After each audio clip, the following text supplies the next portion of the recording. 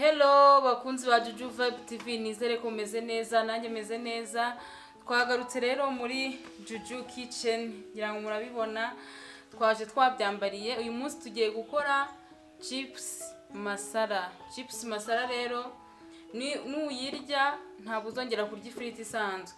Rero mureke mbereke ibyo turi buze gukoresha kugira ngo tuze chips masala yacu. Rero turaza gukoresha ibirayi, tuze gukoresha tomato paste, turaza gukenera tungurusumu ariyo iyi garlic powder turi bukoreshe, dukoreshe paprika, dukoreshe igitunguru na poivro, dukoreshe black pepper ni ketchup niyo tuza gukoresha, ni beef masala. Rero mureke tubitegure, noneho mbereke kuntu tuza kubitegura, mukomeze mukurikire kugira ngo muze turatangira rero dukata ifiriti yacu mu buryo ushaka, wakata nini wakata ntoya, byategwaho n'urugero ukeneye ko ifiriti yawe iza kuba ingana. Ifiriti yacu rero twamaze kuyikata, noneho tugiye gushyiramo umunyu, tuyishyire ku ipanu yacu, tuyinyuze mu mavuta, noneho nisha nibwo turakurikizaho ibindi. Dushyiramo umunyu tuyiko tubiri kubera turi bwongere kuyikaranga, dushyiramo n'ibindi birungo kugira ngo bitaza kugira umunyu mwinshi. Turashyira amavuta yacu ku ipanu cyangwa se isafuriya waba wateguye,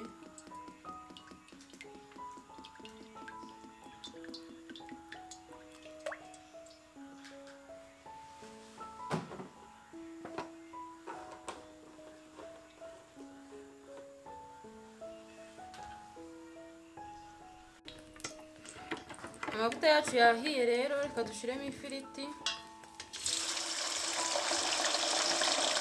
Twibuka guteka ifiriti ku muriro mukeya kugira ngo idasha yirukanka ugasanga ihiye inyuma idahiye imbere.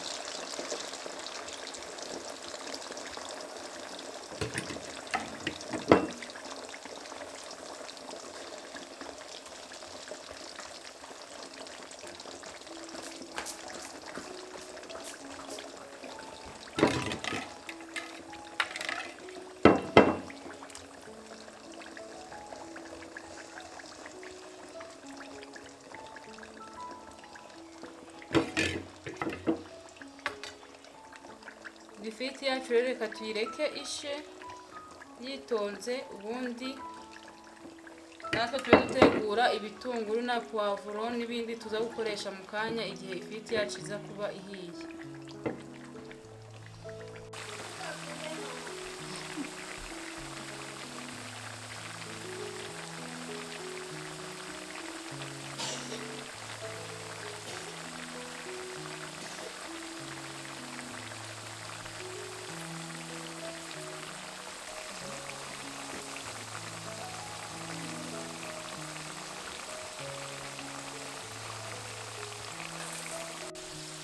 Ifiriti yacu yahiye rero, nkuko mubibona ifiriti yahiye, tugiye kuyarura.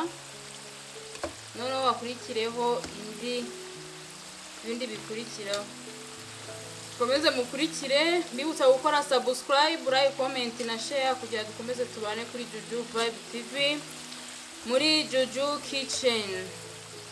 Komeze duteke twirire. Ifiriti yahiye reka tuyarure.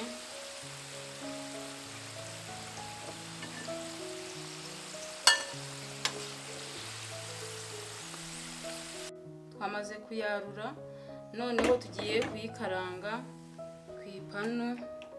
Noneho dukore chips masala yacu iyi firiti ihiye noneho tuba tugiye noneho gukora chipusi masala ku kariro gakeya. Hano twashyizeho amavuta, noneho turahita dushyiraho igitunguru na poivro.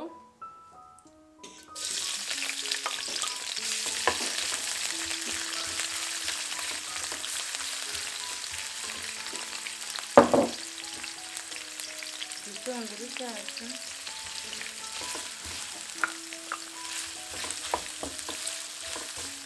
noneho dukomeze tubikaranga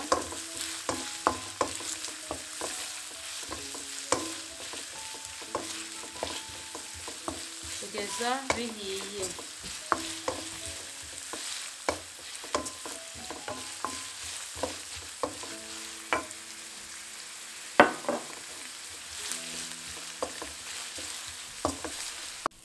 Aha rero twamaze gushyiramo tomato paste yacu, nubwo ntabiberetse. Twashyizemo na ketchup, reka twongeremo. Iyo nari mfite yari igiye gushira.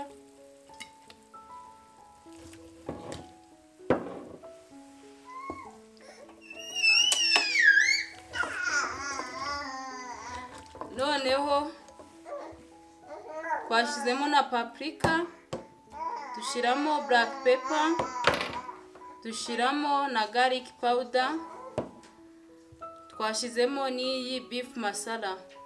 Ubwo noneho ni ukuvanga kugeza bihiye, tukaza kubona gushyiramo ifiriti yacu. Nkuko mubona biri gusa neza, hasigaye gushyiramo ifiriti yacu noneho nayo tukayikaranga. Ibanga ry'iyi rero chips masala ubundi ni ketchup, ntigomba kuburamo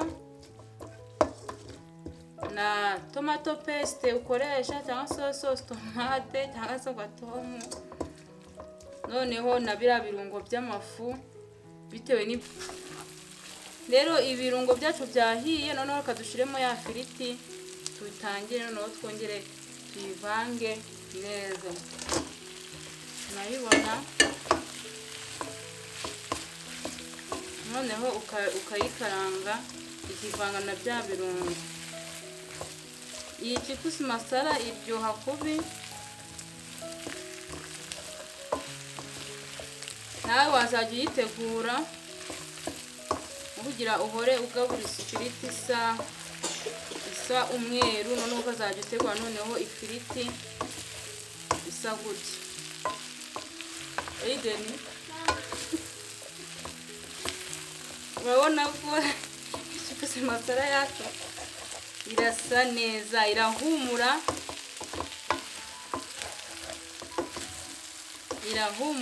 ndabarahiye, kandi nako iryoshye.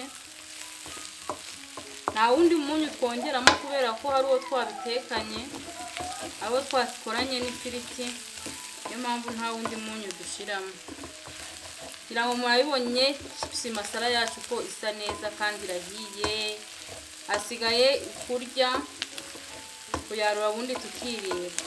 Sawa rero, ciao ciao, mukomeze mukurikire Juju Vibe TV muri Juju Kitchen, dukomeze tubane dusangira ubumenyi bw'ibintu binyuranyuranye. So ciao ciao, bye bye.